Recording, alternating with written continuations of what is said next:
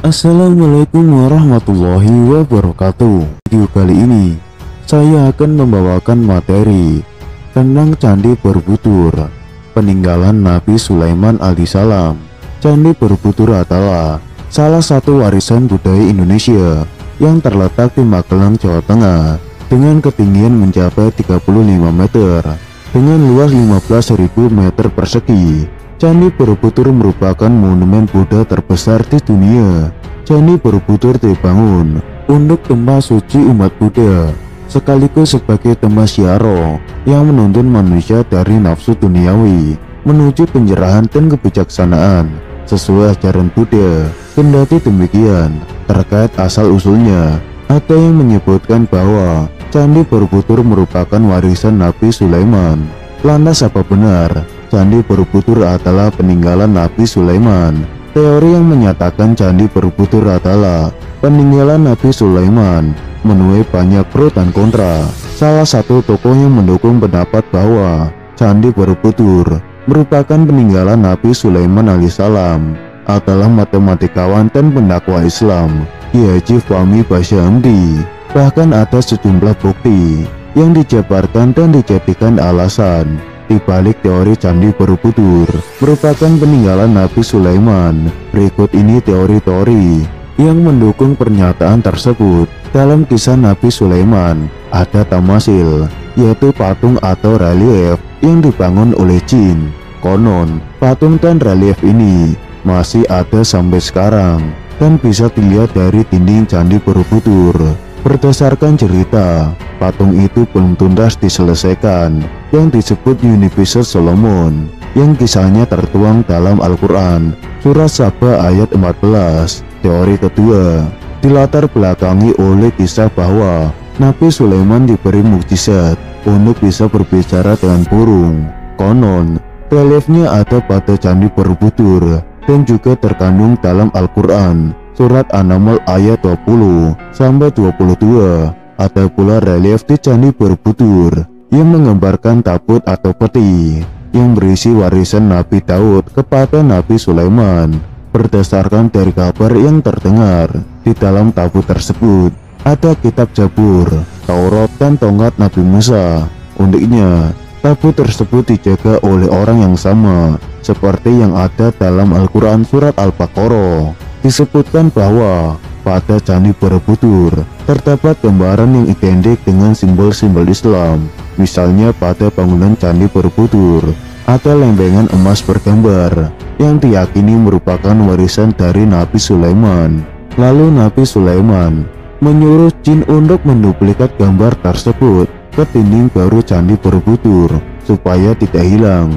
Selanjutnya ada kisah yang menyebutkan tentang Ratu Saba dan rakyatnya yang menyembah matahari dan bersujud kepada sesama manusia. Saba berarti berkumpul atau tempat berkumpul. Candi Ratu Boko dipercaya menjadi tempat berkumpulnya para manusia saat itu, yang letaknya sekitar 36 km dari Borobudur. Konon ada satu stupa tertinggal di Keraton Boko yang menyebabkan ada satu tempat di Borobudur yang kosong tidak ada stupanya. Hal itu mendorong argumen bahwa Borobudur dipindahkan dari Boko pada zaman Nabi Sulaiman dengan kekuatan super dan ada bantuan jin. Konon tamasil pada Candi Borobudur masih belum selesai karena jin menghentikan pekerjaannya setelah Nabi Sulaiman meninggal dunia.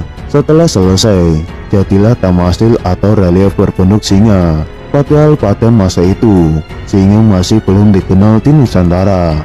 Beberapa tokoh percaya bahwa teori-teori ini mendukung pendapat bahwa Candi Borobudur merupakan peninggalan Nabi Sulaiman, salah satunya Fahmi Bashir. Namun tidak sedikit budayawan yang dengan tegas menyatakan bahwa Candi Borobudur bukan peninggalan Nabi Sulaiman. Hal ini karena teori tersebut berlawanan dengan apa yang selama ini sudah jadi pendapat intelektual yang dipakai rujukan pengetahuan sejarah bahwa Candi Borobudur adalah peninggalan dinasti Syailendra pada masa kerajaan Mataram kuno. Terlebih lagi, teori-teori tersebut disampaikan berdasarkan keyakinan agama, sedangkan arkeolog dan sejarawan melihat berdasarkan fakta dan temuan yang sudah teruji secara keilmuan.